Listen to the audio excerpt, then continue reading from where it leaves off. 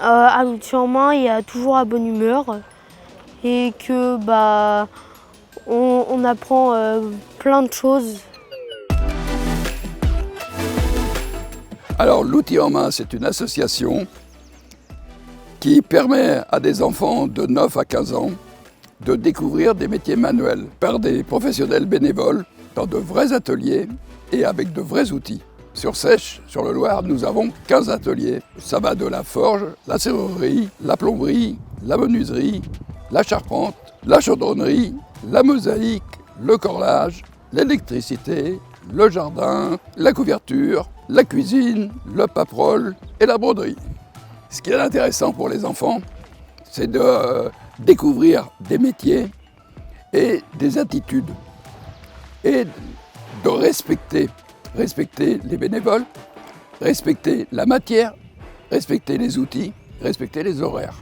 On a plusieurs enfants qui me disent quand je suis arrivé à l'outil en main, je ne pensais pas faire ça. Et maintenant, ils sont autonomes. Là, à cet âge-là, ils découvrent et beaucoup d'enfants vont rester dans un métier manuel. Il en reste à peu près 30% des enfants qu'on a qui restent dans un métier manuel. Donc déjà, pour nous, c'est une belle réussite.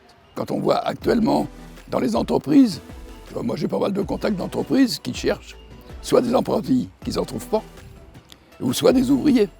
Il y a de plus en plus d'entreprises qui disent non, je ne trouve pas d'ouvriers qualifiés. On transmet et on travaille en collaboration avec certaines entreprises. Ça permet d'avoir des contacts, surtout à l'extérieur aussi.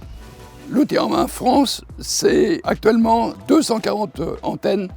Ça représente 5500 bénévoles, 3500 enfants et à peu près 150 métiers enseignés. Je viens à l'outil en main pour apprendre plusieurs métiers et puis aussi pour passer du bon temps avec les gens. Ouais. On peut faire plein d'ateliers qui sont tout le temps différents. Puis c'est sympa d'apprendre de nouvelles choses qu'on n'a pas l'habitude de faire. Je m'applique dans l'outil en main pour faire découvrir des choses à des enfants et puis aider les autres aussi, aider les gens et aider les enfants. C'est important parce qu'il faut prolonger ce que l'on connaît, il faut faire perdurer les choses et faire découvrir aux enfants, il faut absolument. Ça va leur servir, je pense pour certains, pour trouver une voie, pour une future profession éventuellement et puis donner l'envie aussi à d'autres enfants de le faire. Un après-midi à l'outil en main, on arrive, on nous demande de nous changer. Ensuite, on va dans l'atelier où on est prévu qu'on est. Et l'adulte qui est dans cet atelier-là, il nous explique ce qu'il faut qu'on fasse. Et puis ensuite, on fait l'activité qui est prévue de faire.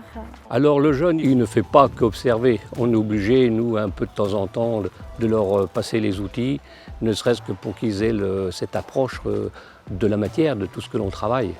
Parce que faire que de regarder, c'est pas suffisant. Et puis, ils vont être distraits par ce qui se passe ailleurs, et donc ils vont pas toujours être intentionnés.